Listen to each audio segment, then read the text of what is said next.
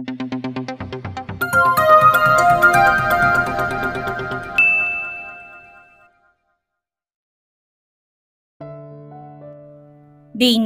yun ang pangalan niyo sa baby niyo?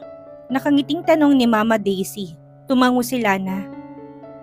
Yes, Mama. Yun po kasi ang totoong pangalan ni Mami Lily, hindi ba? Aniya na tinutukoy ang totoong ina na sa pictures niya lang nakilala. But she still love her. Hindi naman kasi kasalanan ng ina niya na mamatay pagkatapos siyang ipanganak. Actually, her mother sacrificed her life just for Lana to be alive. Doon pa lang alam ni Lana na mahal siya ng totoong ina, ang Mama Daisy. Made sure of that ayon sa mga kwento nito. That's pretty, Lana.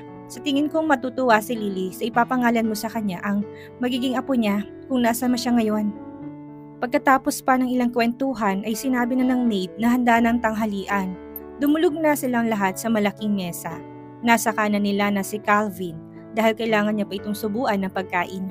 Nasa kaliwa naman niya si Aki na kayang na mag-isang kumain at sa isang tabi nito si Dylan na katabi rin si Bench para naman alalayan to sa pagkain. Puno ng kwentuhan at tawanan ng tanghali ang iyon. Her 3 kids were very entertaining and full of energy. Lalo na si Calvin na naghahanap pa rin ng kangaroo. Si Bench naman nagtatalon sa tuwa nang ilabas ang ice cream at cake. Mommy? Ani Aki at saka yumakap sa kanya. Yes baby, malambing na Lana na tugon dito at saka niyakap to pabalik. Sa tatlo'y si Aki ang tahimik lang at medyo seryoso ang dating. Mainipin din, ngunit ang panganay niya ang pinakamalambing sa lahat. Mahilig tong yumakap at umalik sa kanila ni Dylan. Tinapat nito ang tenga sa malaki niyang tiyan. Kailan lalabas si Baby Dina? Malapit na. Are you excited? Tingala siya nito tumango-tango. I'm excited. Super excited. Kaso tagal talaga. She chuckled and patted his head. Ikaw talaga, Aki. Napaka-mainipin mong bata. Pinanggigilan nila ng mga pisngi nito. Para siyang nakikipag-usap sa mini version ni Dylan kapag kaharap niya ang anak. Malapit na talagang lumabas si Baby Dina. Before you knew it, you can kiss your little sister na. Ngumiti ito. Really? Yes, really. Kiss mo nga si Mommy. Lambing niya dito. Hinalikan naman siya nito sa pisngi na nagpangiti kay Lana. I love you, Mommy. Mas mahal kita, Aki. Napansin pala sila ni Calvin kaya naman gumaya rito. Ako din, Mommy. Kiss kita. Anit at saka tumayo sa ibabaw na upuan at hinalikan siya sa pisngi. Love you, Mommy. Mas mahal kita, Calvin.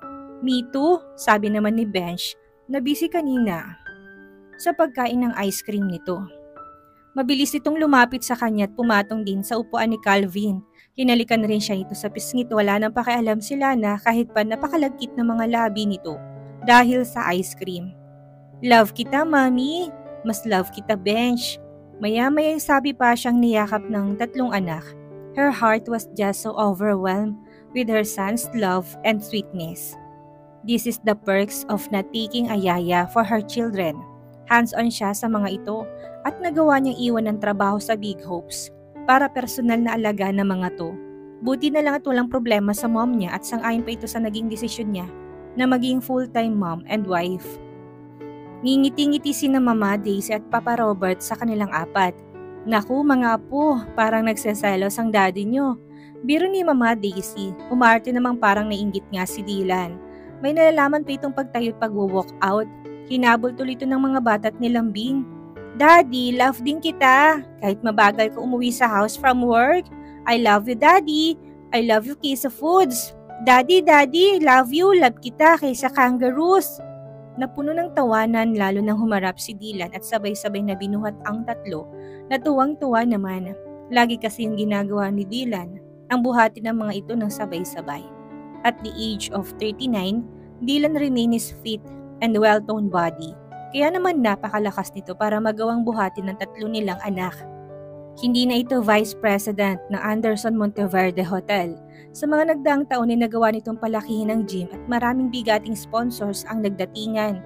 Dahil doon ay sumikat ang gym ni Dylan na pinalitan nito ang pangalan na ABCD Fitness Center and Gym. Obviously, acronyms yun ang mga pangalan ng mga anak nila. Sa ngayon ay may 3 na silang branches sa Luzon at tig-isa sa Visayas at Mindanao. Now Dylan is the boss of his own rising business. Habang pinapanood nila ng mag-aama niya ay alam niyang wala nang masasaya pa sa biyayang nakita niya ngayon sa harap niya. Meron pang parating na isa na namang supling. She can't ask for more. Biglang natutop ni Lana ang tiyan nang biglang humilab yon. Napangiwi siya sa sakit ng umulit yon. Lana, are you okay? Sabay lapit sa kanya ni Mama Daisy. Mama, napapikit siya at bumilang ng 10.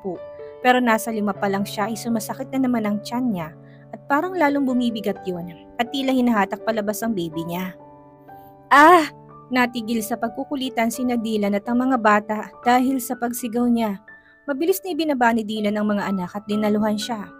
Alana, honey, anong nararamdaman mo? Nag-aalalang tanong ni Dylan. Huminga siya ng malalim. 3 beses niya na itong pinagdaanan kaya alam na niyang gagawin. Manganganak na ata ako. Malumanin niyang sabi. Nalaki ang mga mata ni Dylan. Matataranta na naman to, naisip ni Lana. Manganganak ka na? Oh, you're giving birth already. Wait, tatawag ako ng ambulansya. Sabay hugot na cellphone nito pero hindi naman nagdadial. Hindi, ako na lang magdadala sa'yo sa ospital. Sandali, ihahanda ko yung kotse. Teka, nasa na yung susi ko? Kids, where are my keys? I'll start the car. You're going to give birth? God, call the ambulance. No, ako pala magdadala sa'yo sa ospital. Dylan panic. Gusto sanang pagtawanin ng asawa pero nagko-concentrate siya sa breathing exercise na alam niya. May naramdaman siyang likido sa hita at binti. Pumutok ng water bag niya, manganganak na talaga siya. Kumalma ka iho, ani Papa Robert dito. Madadala natin ng maayos si Lana sa ospital. Huwag ka mataranta at simulan mo nang dalhin si Lana sa kotse. Opo, yung water bag broke. Napapikit si Lana tuloy ng breathing exercise. Dylan, dalhin mo na ako sa ospital. Kalmado pa rin sabi niya. Mabilis naman siya nitong binuhat at nilabas. Kasunod nila si Papa Robert. Ako nang bahala sa mga bata. Huwag kayong mag-alala. Narinig sabi ni Mama Daisy. Saan pupunta si Daddy at Mommy Grandma? Kukunin ng Mommy mo ang little sister mo. Lalabas na si baby? Yes, kaya dito na muna kayo, okay? Mamaya na lang natin sasamahan si Mommy at Daddy nyo. Okay? Opo, yay! Lalabas na si baby! Bahagyang dinilat nila ng mga mata at nakitang masasayang mukha ng anak hanggang sa mawalang mga ito sa paningin niya dahil nailabas na siya ni Dylan sa bahay at naisakay na sa kotse. Si Papa Robert nang nagmaneho sa kanila papuntang ospital dahil mas alam nitong lugar. Kasama niya si Dylan sa backseat at tarantang-taranta pa rin habang siya'y kalmadong-kalmado.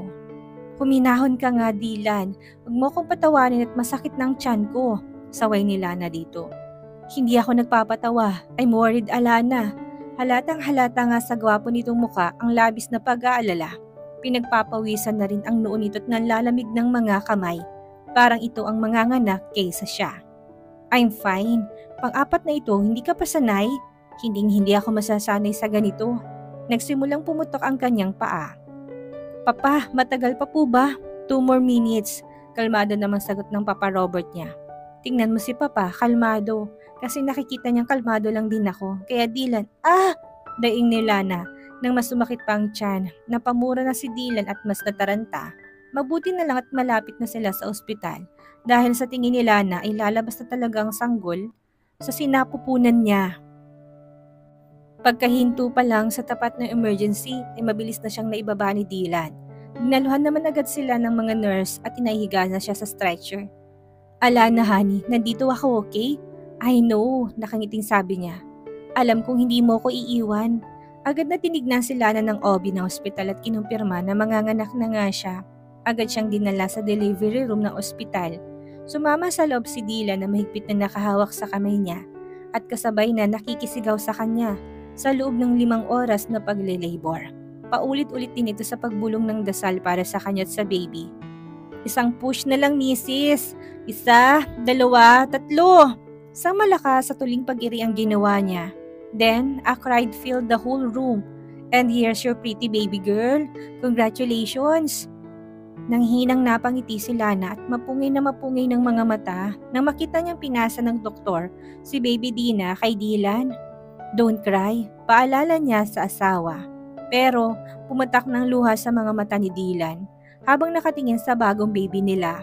Masuyang hinalikan ni Dylan ang noo ng baby at saka nilapit sa kanya. She got your nose, honey, and your lips.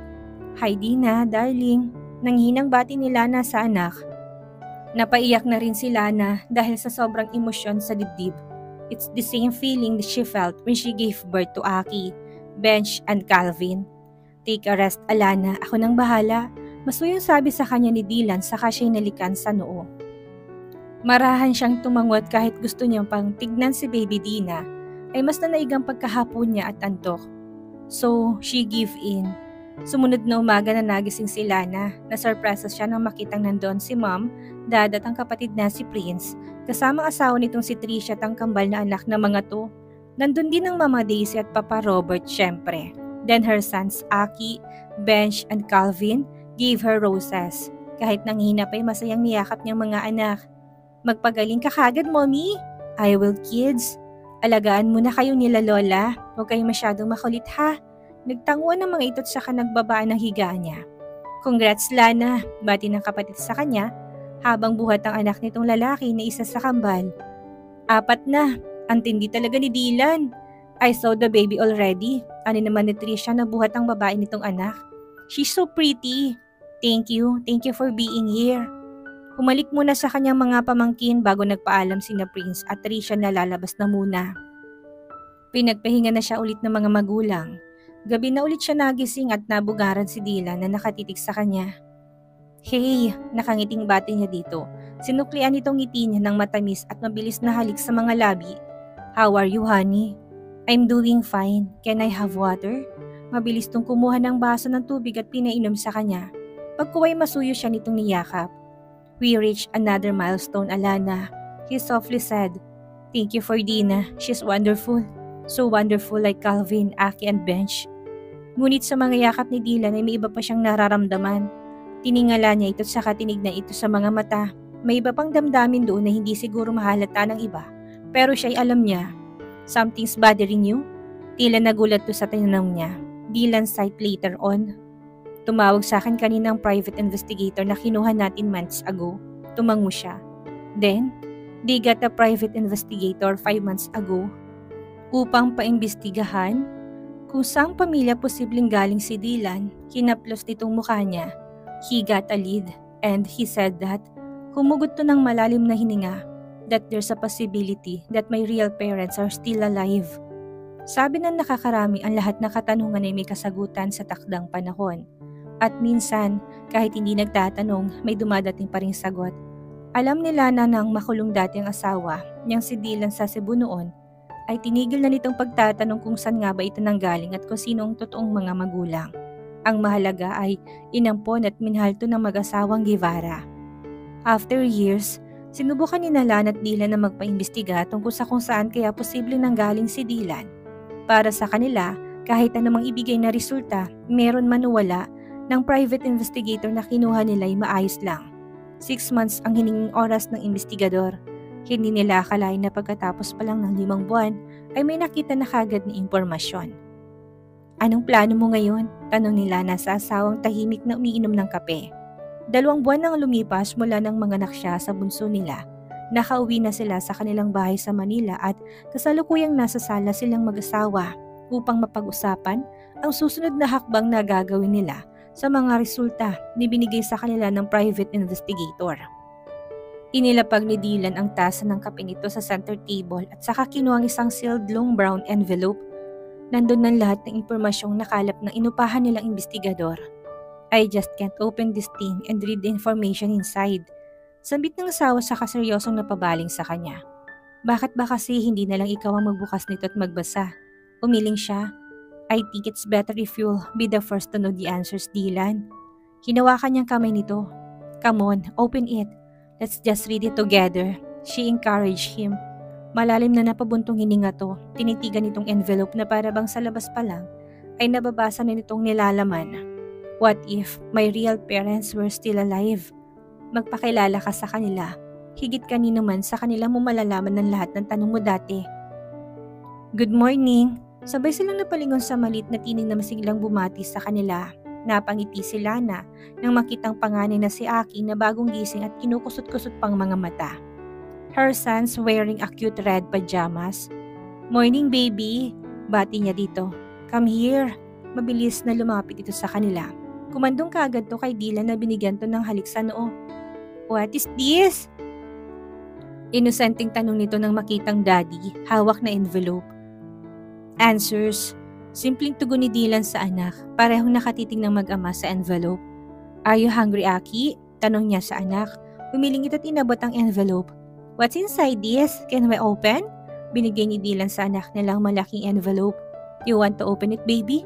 Tumango si Aki at saka sinubukan ng maliit na mga kamay nito na alisin ang seal.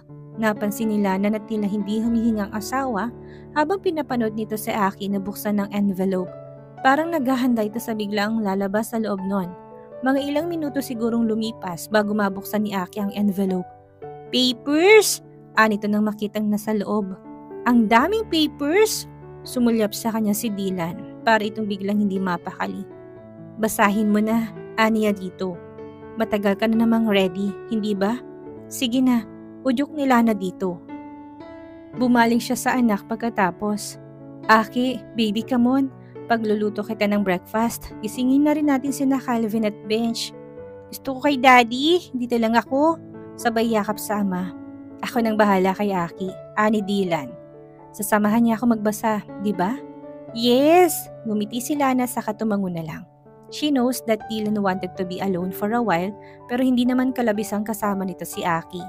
Dear son wouldn't understand the papers kaya't okay lang. Umakyat na muna siya sa nursery room kung saan natutulog si Calvin at ang bago nilang baby na si Dana.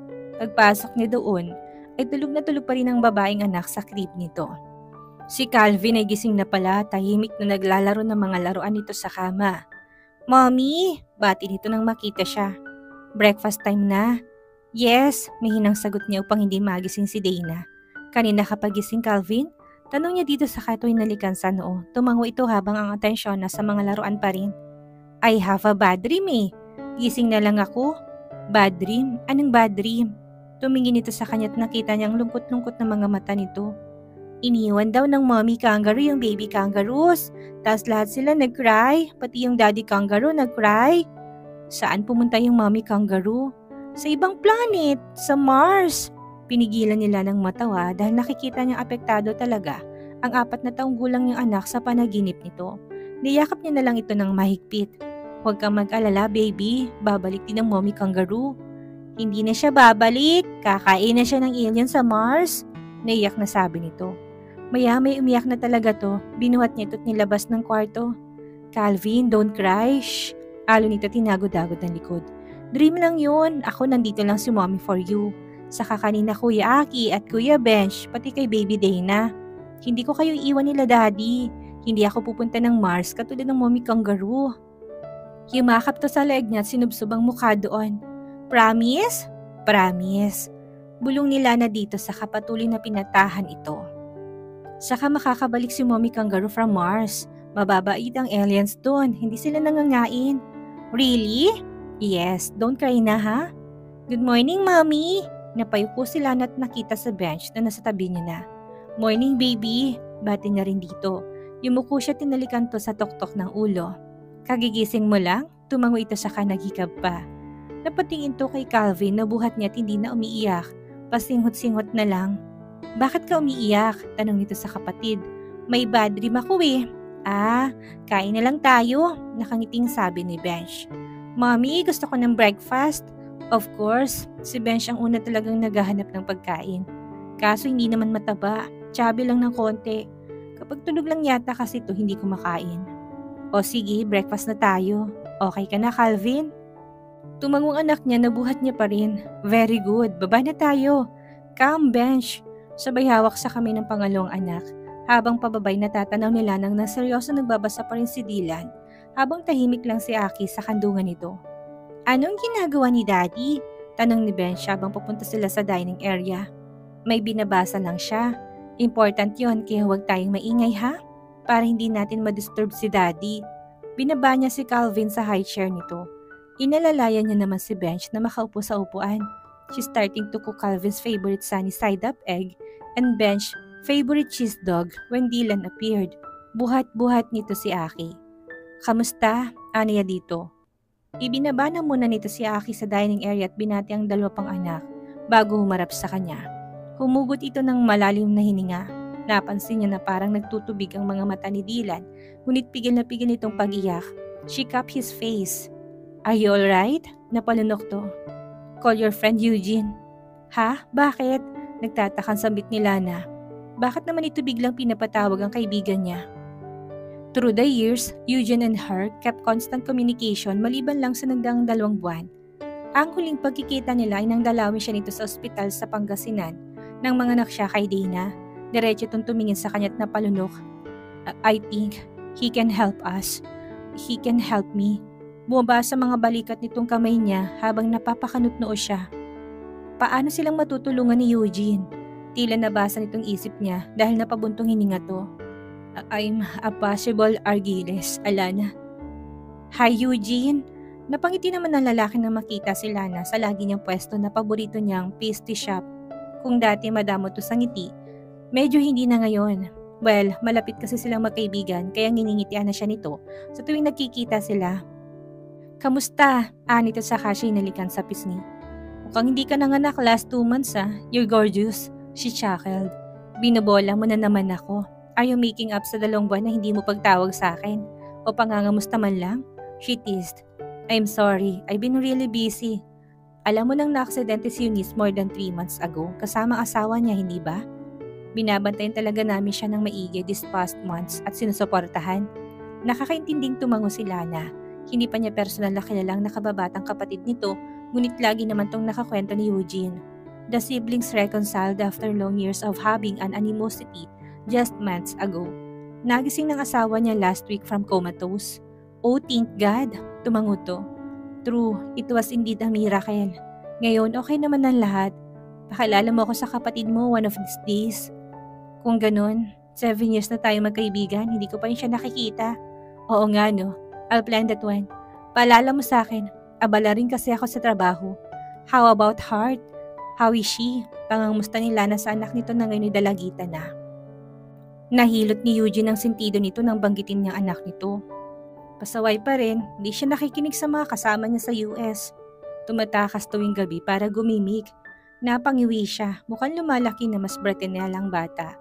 Pagkatapos matreat ang sakit ni Heart at gumaling tumula sa leukemia, ay pinadala to ni Eugene sa Amerika. Yun ang huling bili ng lola ni Heart sa testamento. Kailangan daw matago si Heart mula sa mga Aragon. Desperada daw kasi mga kamag-anak nito na agawin ng mana ni Heart mula sa yumaong lola. At the age of 14, Heart's already a billionaire and her life was on danger. Pero hindi yun alam ng bata. Hindi alam ni Heart na nasa panganib ang buhay nito dahil sa mga swapang nitong mga kamag-anak. And Eugene's the only one to protect her from harm. Gusto mo kausapin ko? She volunteered. Baka sakaling makinig sa akin, umiling to. Nagre-rebelde lang siya dahil gusto niya na akong magka-girlfriend.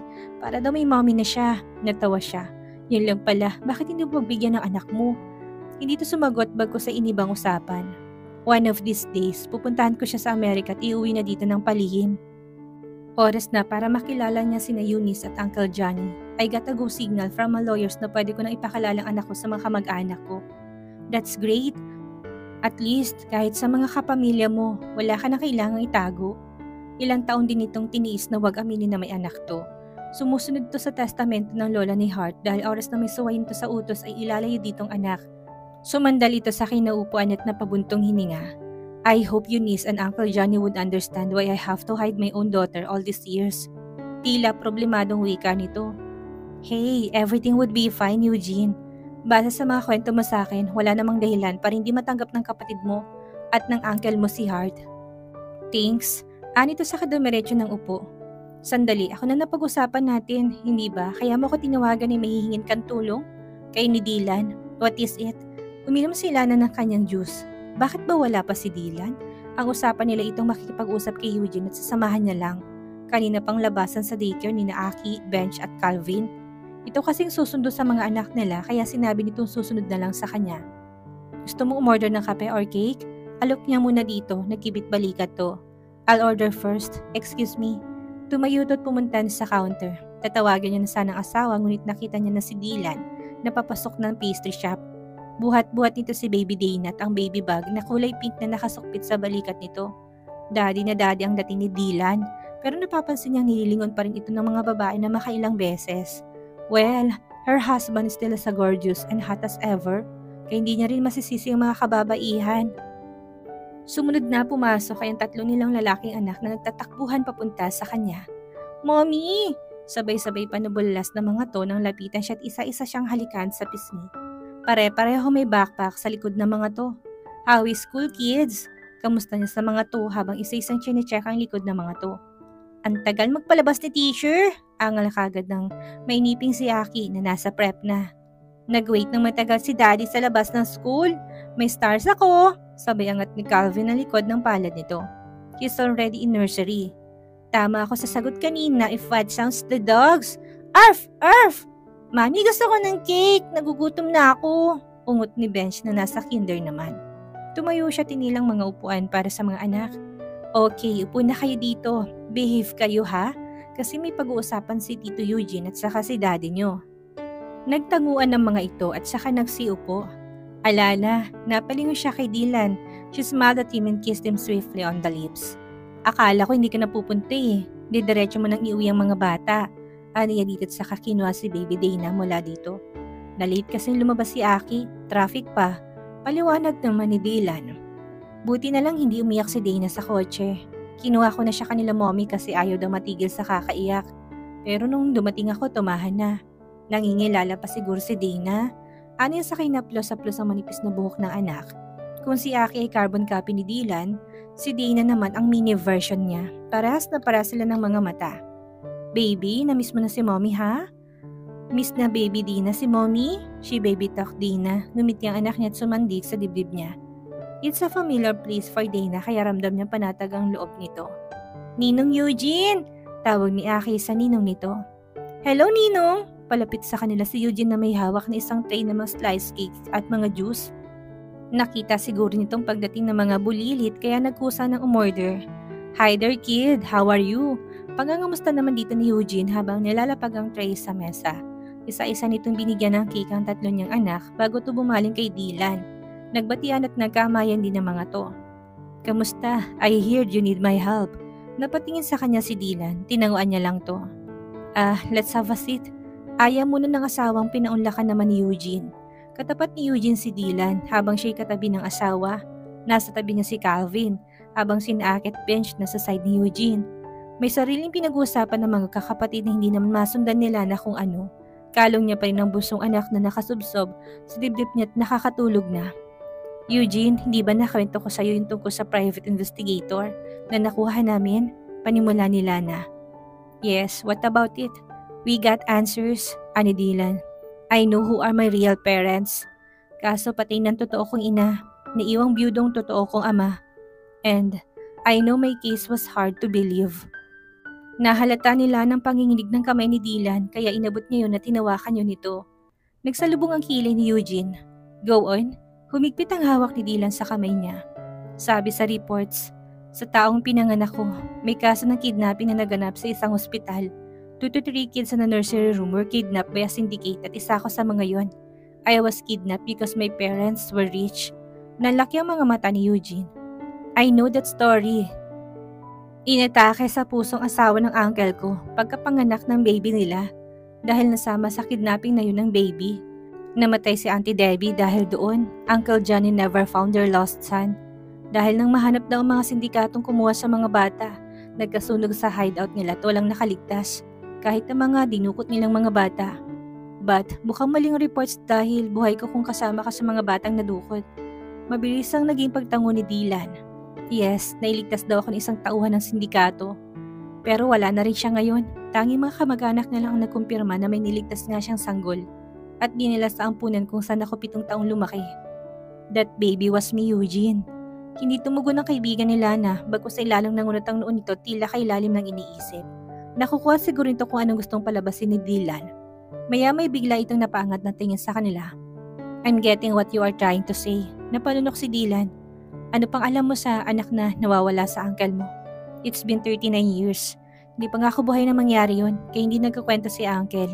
Hindi nga alam ng kapatid ko na nagkaanak si Uncle Johnny. Noong nabubuhay pang daddy ko, siya lang nagkwento sa akin na may anak si uncle. Pero nadukot nga't namatay bago pa nila maiuwi ng bahay. Namatay pang asawa niya. Uncle Johnny never talk about his wife and their lost child. He was devastated up until now. I think, iiling-iling ito sa kamatamang tumingin kay Dylan. Do you have a birthmark? Sa mga batang nadukot, ako lang ang walang birthmark. Mahabang katahimikan ang namagitan sa dalawa. Mas kinakabahan pa ata si Lana kaysa sa asawa niya. Napakabilis ng pagtibok ng puso niya at parang sa oras na magsalita ulit si Eugene. Tungkol sa uncle nito'y sasabog ang dibdib niya. Uncle Johnny was 20 years old din. Maaga siyang nagpakasal dahil pinanagutan niya si Auntie Debbie. He's 59 years old now. Eugene let out a calm sigh. Puro butong hininga rin ang ginawa ni Dylan. Mukhang bumabelo ang dalawa. Akalain mo nga naman, posibleng magpinsan sila. Awkward! Calvin voiced out. Natawa sila na sa anak at pabirong ginulong buhok nito. Napangiti naman sina Dylan at Eugene. Tila nawala ang tensyon. Thanks to her son who loves kangaroos. Anong nakalagay sa investigasyong kinuha ng private investigator? Tanong pa ni Eugene pero mukhang alam naman ito ang sagot. Napasulyap na muna sa kanya si Dylan bago ito sumagot. I may be your Uncle Johnny's lost son. Kinakabahan ka? Naging mahigpit ang paghahapit ni Dylan sa kanyang bewang. It's not every day that you'll meet your real father. Kasalukuyan silang nasa hardin ng mansyon ng sikat na land developer at businessman si Mr. Johnny Argiles. Sinamahan sila doon ni Eugene mula nang malaman ito kahapon na si Dylan ngang nawawalang anak ng tiyuhin nito.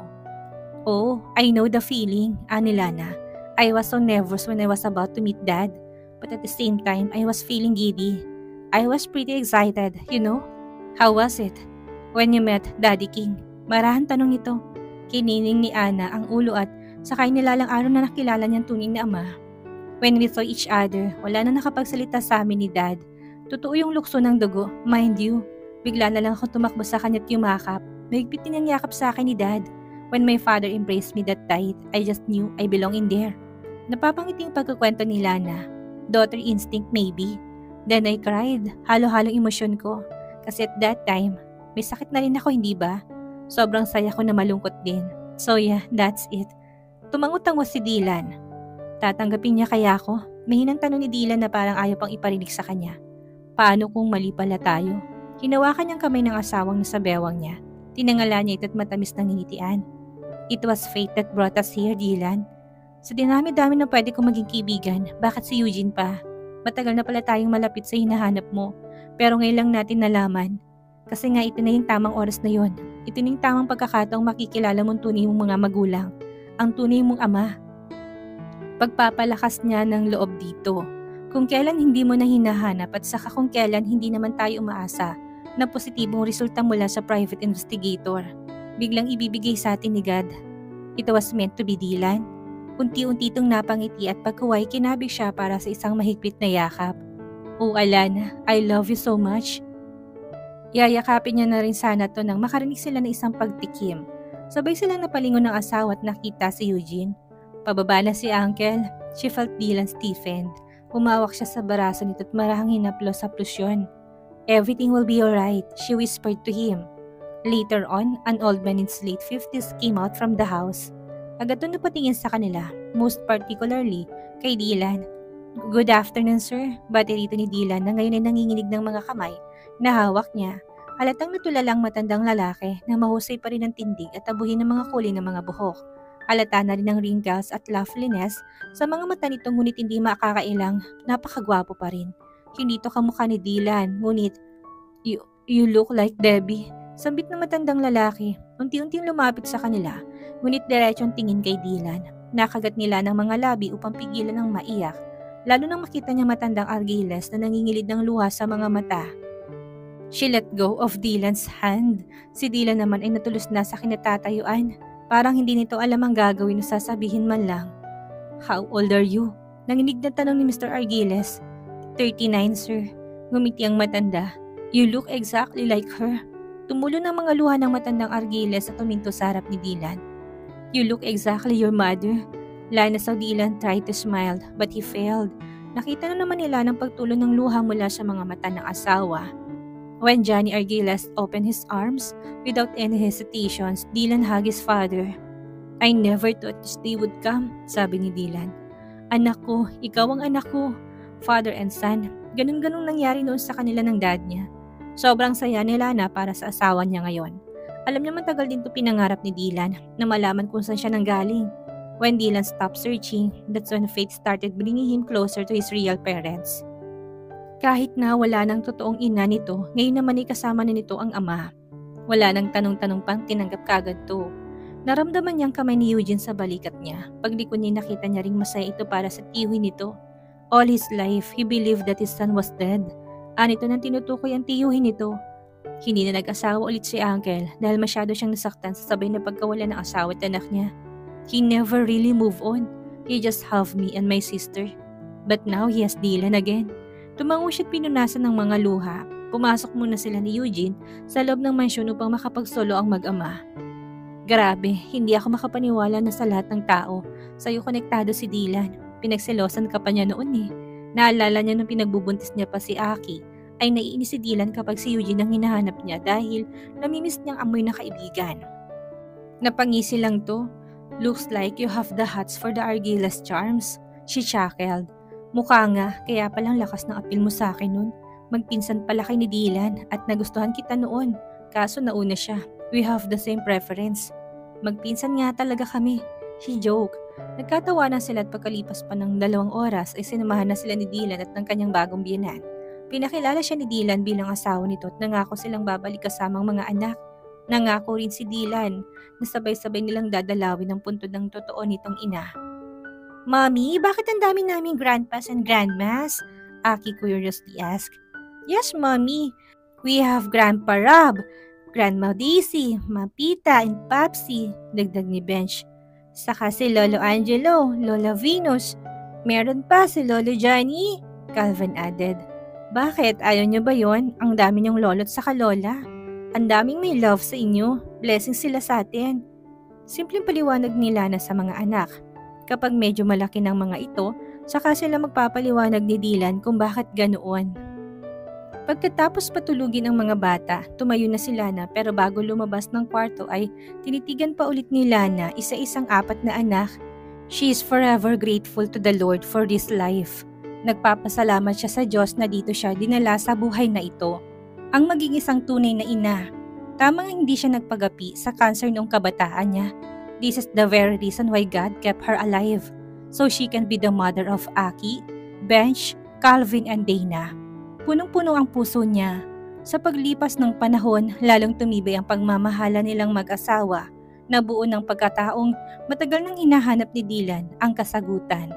At wala nang mahihiling pa sila na sa pamilyang meron siya. Mahal na mahal nila ni Dylan ang isa't isa.